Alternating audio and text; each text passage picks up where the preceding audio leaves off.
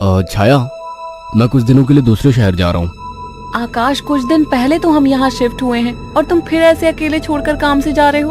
अरे तो नया शहर है, घूम आया करना, और मैं कॉल करता रहूंगा। ठीक है, मैं रोकूंगी तो रुकोगे थोड़ी ही। तुम फिर शुरू मत हो छाया, ये मेरा काम है। ठीक है, मैं अपना सामान लगा देती हूँ, बस अपना ख्याल रखना। आकाश अगली सुबह दूसरे शहर के लिए निकल गया। अपना काम खत्म करके जब वो लौटने लगा, अचानक मौसम खराब हो गया और बारिश की वजह से रास्ता बंद हो चुका था।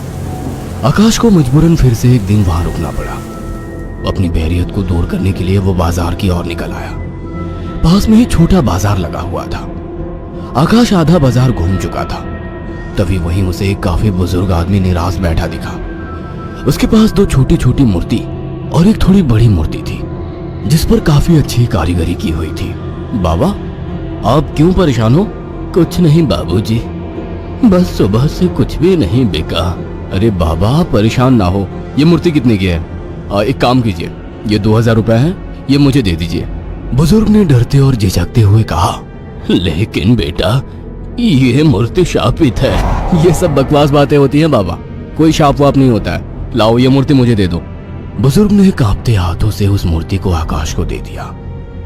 रात में आकाश होटल के कमरे में गया और फोन पर छाया से बात करने लगा। उसे ठंड सी महसूस होने लगी। फोन रखकर वो सोने के लिए लेट गया। रात गहरी हो चुकी थी, बारिश की वजह से ठंड थी, पर उसे अचानक गर्माहट महसूस होने लगी। उसे अच्छा लग रहा था। उसे महसूस हुआ जैसे कोई उससे चिपक कर लेटा हो। मीठी सी खुशबू, रेशमी बाल, दूसरे जिस्म की गर्मी, मानो छाया ही उसके पास हो। वो लगातार नींद में किसी के स्पर्श को महसूस कर रहा था। अचानक उसे अपने शरीर पर वजन महसूस हुआ। वो अचानक से उठकर बैठ गया। कमरे में बिल्कुल अंधेरा था। उस रूम की लाइट ऑन की तो देखा कमरा खाली था, कोई नहीं था। कमरा ठंडा था पर उसे पसीना आ रहा था। अगले दिन सुबह वो जल्दी होटल से निकल गया और शाम होते होते घर आ गया। छाया को फोन किया तो पता लगा वो माँ के यहाँ गई है, आज ही आने वाली है।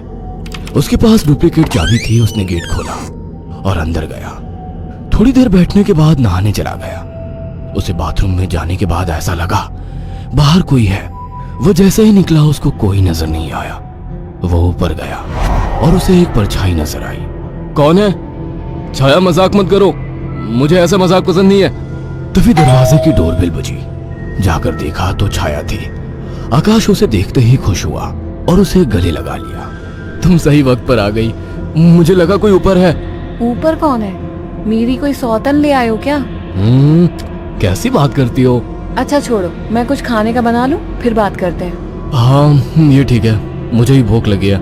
अच्छा ये देखो कितनी सुंदर मूर्ति है। खाने के बाद वो अपने दोनों कमरे में प्यार की बातें करते हुए अपने निजी पलों के आनंद में लीन होकर सो गए। मगर आधी रात को आकाश को वही खुशबू स्पर्श महसूस हुआ। उसे लगा छाया को आज ज्यादा ही प्यार आ रहा है और वो जो कर रही है करने दूं। छाया इस बार काफी उत्तेजित लग रही थी। आकाश को भी आनंद आ रहा था। अंधेरे में छाया ने आकाश के सारे कपड़े उतार दिए और पागलों की तरह उसके जिस्म को चूमने लगी। आकाश भी पूरी तरह से उत्तेजित हो गया था। छाया की गरम गरम सांसें आकाश को पूरी तरह से पागल बना दे रही थी और वासना का खेल चरम सीमा तक पहुंच गया। कुछ ही पलों का वासना का वेग लंबी लंबी और गहरी सांसों के बीच शांत हो गया। सुबह आकाश ने देखा छाया जाग चुकी थी। छाया चाय लेकर आकाश के पास आ गई। उठो, चाय पी लो। वह चाय के लिए उठा तो छाया बोल उठी, ये मूर्ति लेकर कब से सोने लगे तुम? अरे ये तो साइड में रखी थी, वहां बिस्तर में कैसे आ गई? आ गई होगी। एनीवे, चलो तैयार हो जाओ, ऑफिस जाओगे ना? लाओ, इस मूर्ति को मैं रख देती हूँ। थोड़ी देर बाद छाया कमरे में सफाई करने गई। वो काम में बिजी थी, पर उसे लगा जैसे मूर्ति उसे देख रही है। जैसे उसने मूर्ति की तरफ देखा, मूर्ति अपनी जगह जैसी थी वैसे ही रखी थी। छाया काम खत्म करके कमरे से निकलने को हुई तो अचानक मूर्ति गिर गई। छाया ने पलट के मूर्ति को उठाया। अचानक मूर्ति मुस्कुराई। छाया डर गई और मूर्ति हाथ से छूट गई। डरते डरते उसने मूर्ति को उठाया तो उसने देखा वो सामान्य थी। शैतान मूर्ति डराती है मुझे। ये कहकर उसने मूर्ति को अलमारी में रख दिया। काम खत्म कर छाया नहाने गई और जैसे ही उसने कपड़े उतारे और पानी का नल खोला गर्म पानी उस पर गिरा। वो चिल्ला उठी और बिना कपड़ों के बाहर निकलकर भाग आई। उसके जिस्म पर छाले हो चुके थे। उसने आकाश को फोन किया। आकाश तुरंत चला आया और उसको अस्पताल ले गया। आकाश ने ऑफिस से कुछ दिन की छुट्टी ले ली। छाया, ये सब कैसे हुआ? पता नहीं, नल से गर्म पानी अचानक निकला। मुझे सब अजीब सा लग रहा है, मानो मुझे कोई देख रहा हो। तुम आराम करो, मैं कुछ खाने को लेकर आता हूँ। छाया लेटी हुई थी। अचानक उसने ध्यान दिया, मूर्ति उसकी ही तरफ घूर रही थी। अचानक उसे याद आया कि मूर्ति को तो उसने अलमारी में रख दिया था। अचानक वो मूर्ति हिलने लगी। छाया चीख उठी। आकाश दौड़ता हुआ आया। क्या हुआ? ये मूर्ति अभी खुद चली थी। तुम्हारा वहम होगा छाया। मगर रात को आकाश को फिर से चुंबन के स्पर्श महसूस हुए। वो नींद में था और चाह के आंखें नहीं खोल पा रहा था, परंतु आकाश को चुंबन के स्पर्श उत्तेजित कर रहे थे। उसके मुंह से आवाजें निकल रही थी। अचानक छाया की आंख खुल गई और उसने जो देखा वह हैरान रह गई। उसने देखा कि एक लड़की काली परछाई के रूप में आकाश के कपड़े खोल रही थी और वो देखते ही चिल्लाने लगी, आकाश, वो काली परछाई! अचानक कमरे के शीशे में चटक सी आवाज आई और शीशा टूट गया। आकाश उठकर बैठ गया। ये शीशा कैसे टूटा? और तुम चिल्लाई क्यों? आकाश, वो कोई काली आत्मा थी। मैंने अभी देखा, वो तुम्हारे साथ संबंध बना रही थी। क्या तुम्हें बिल्कुल पता नहीं लगा? कौन? क्या कह रही हो? मुझे महसूस तो हुआ, पर मुझे लगा तुम हो। पागल हो क्या? ऐसी हालत में मैं संबंध बनाने की सोचूंगी? आकाश, वो एक काली परछाई थी, पर वो एक लड़की थी। तभी मुझे कल रात को जब ये सब महसूस हुआ तो मुझे कुछ अजीब सा लगा था।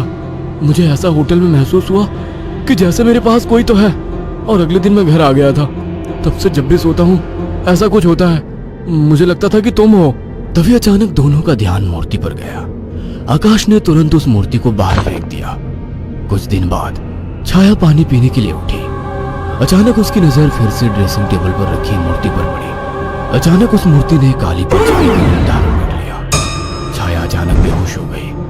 कुछ देर बाद उसकी आंखें खुली तो उसे सब सपने जैसा लग रहा था। अचानक वो किचन में चली गई। तभी वहां आकाश आ गया।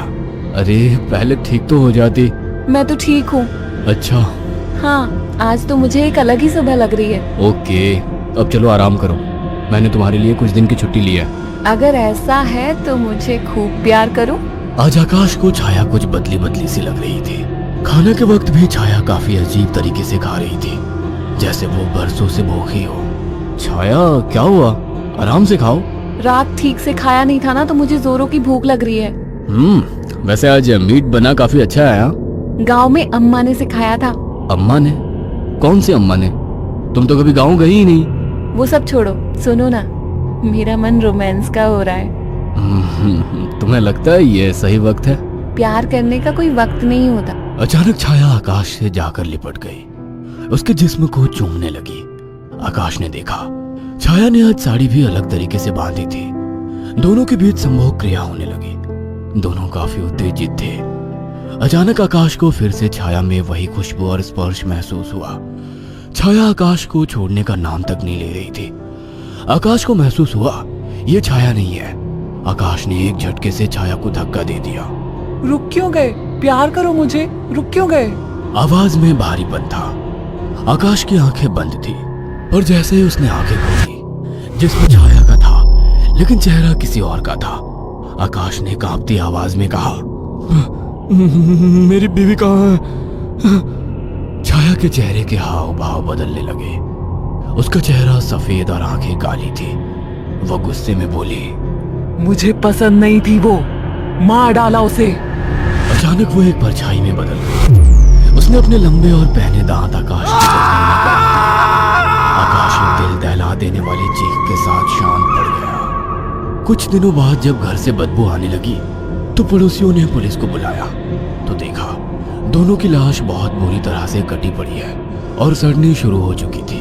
पुलिस को लाशों के पास से वो मूर्ति मिली थी।